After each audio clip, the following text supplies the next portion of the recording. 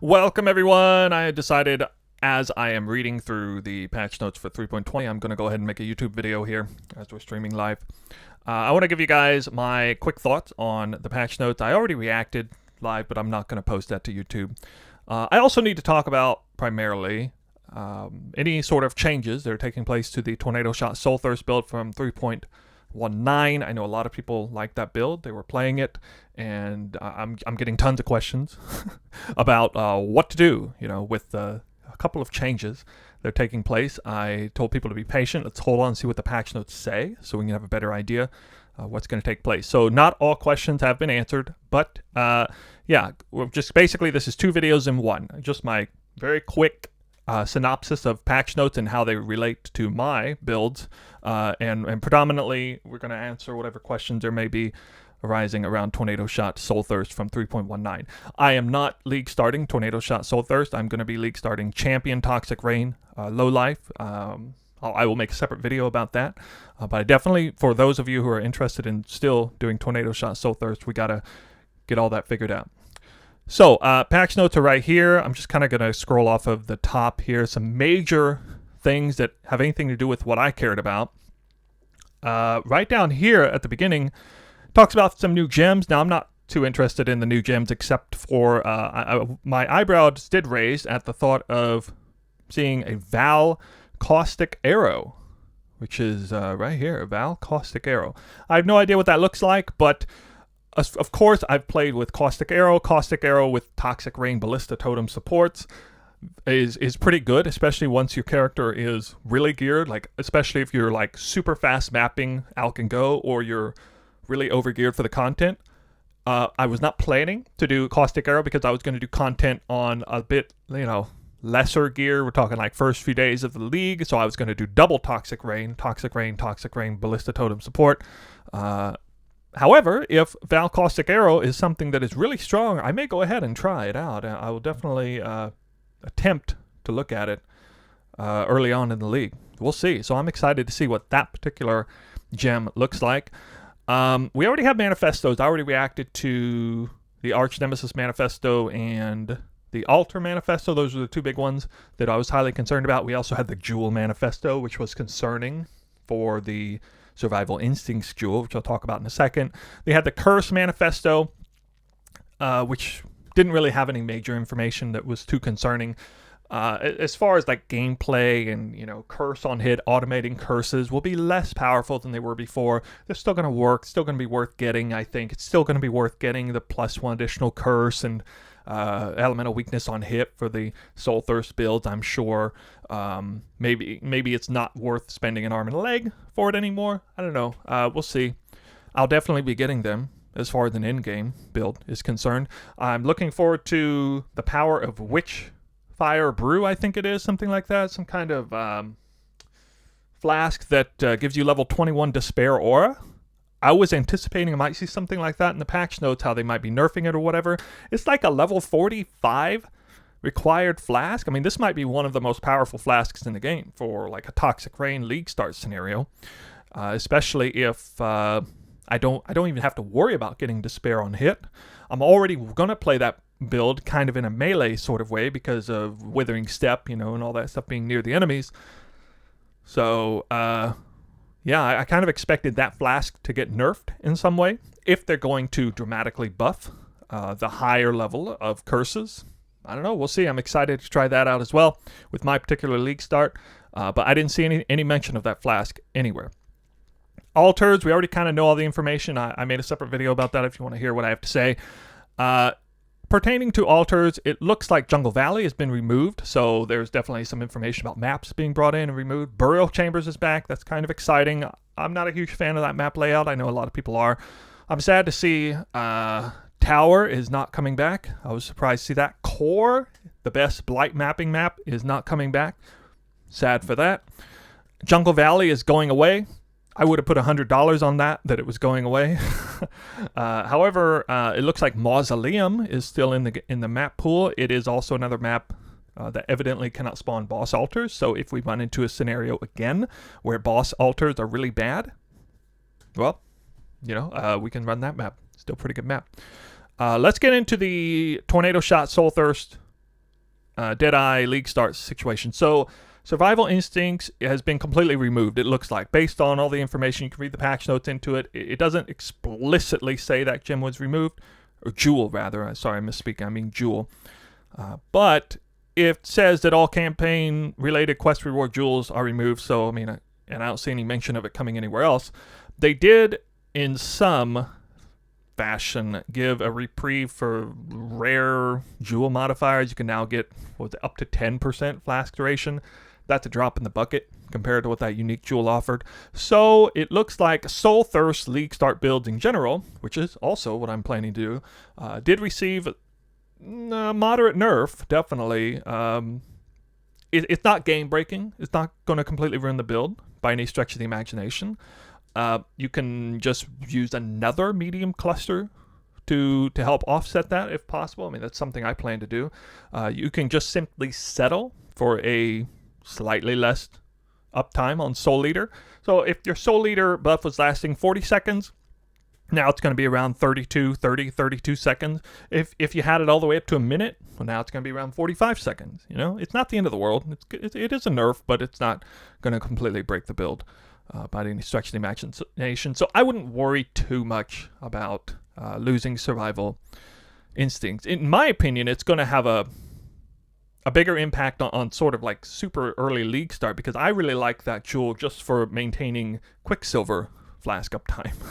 Really. But anyway, that is a nerf, and that is probably the biggest thing I need to talk about in that regard.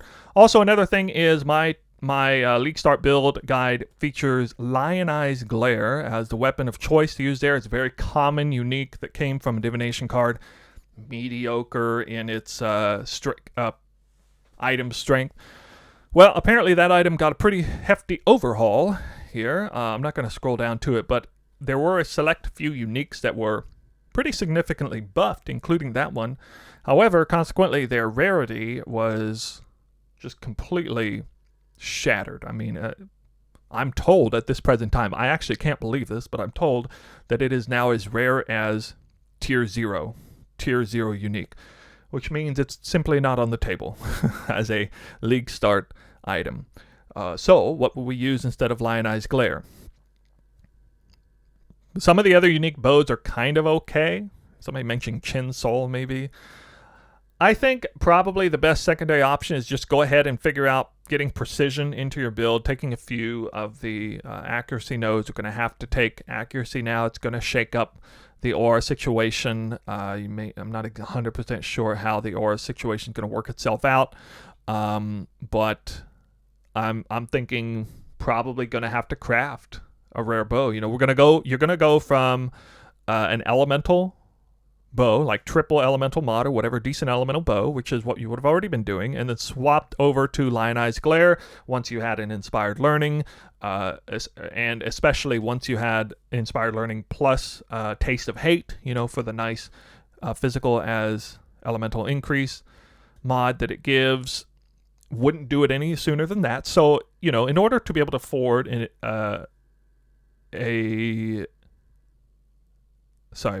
I just forgot the jewel name. That's weird. Just forgot the jewel. I just said it. Yeah, mind blanking out. Yeah, the jewel that steals the Headhunter buffs. Once you get that jewel, then you're going to have to craft a bow, I think. And it's fine because that jewel is pretty expensive at League Start. It's at least a Divine Orb or two. I think we can settle for a bow that has somewhat, you know, just like maybe 700 physical DPS plus 0 arrows, or something like 550 physical DPS plus 1 arrow, you know, something like that. That's not going to cost too much to craft that. It's not going to take too much to do that. I'm not 100% sure the best way to craft that, but anyway, that's probably going to be the play, something to that effect. So that is my sort of answers to the Tornado Shot Soulthirst situation. Let's see. We already talked about curses. Jewels already done. The manifestos, everything about manifestos, I think I've already talked about. It looks like Lightning Strike and Spectral Helix are a couple of very popular League Start skills, got nerfed pretty hard, so we definitely dodged a bullet if you're like me and you're playing primarily Tornado Shot or Toxic Rain. Bow-based skills. Yeah. dodged the bullet there. Tainted orbs. Tainted orbs of fusing are even better than before. Harbingers are back on the map. This is probably one of the biggest things here that... No, there are not any divine shards, but we have fractured shards now. So fracturing is removed from harvest, and now it is featured on harbingers, so they should be worth a decent amount doing harbingers. I'm excited about that. I like incorporating harbingers into my divination strongbox farming strategies. Nice, quick, and easy. But of course, the biggest thing of all, let me see if I can find it on here. The Kirac League mods available during 3.20.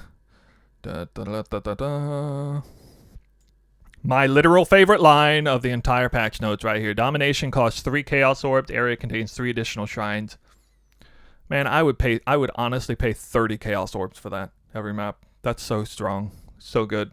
And of course, I'm going to be, especially with this being available on there, you best believe I'm going to go for a Gull Helm. I'm going to eventually go for a Gull Helm with the reservation implicit on it and get it enchanted. So I'm going to start with Toxic Rain, but unfortunately, Toxic Rain doesn't require any sort of special helm enchantment, so it's very cheap in that way.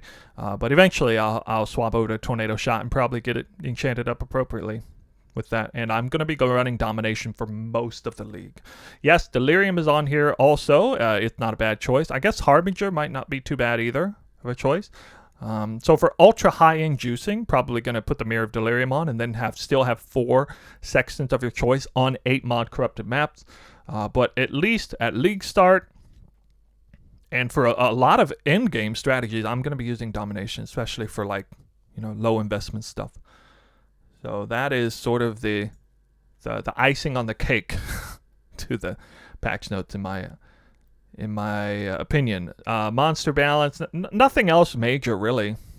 Nothing else that really affects me in any kind of build that I'm coming out with. Yeah, I think that's about it.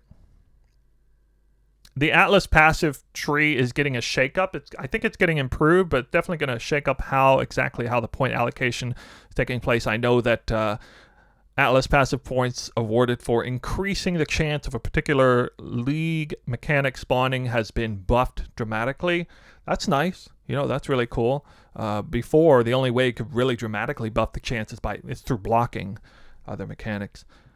So I look forward to seeing the new Atlas passive tree.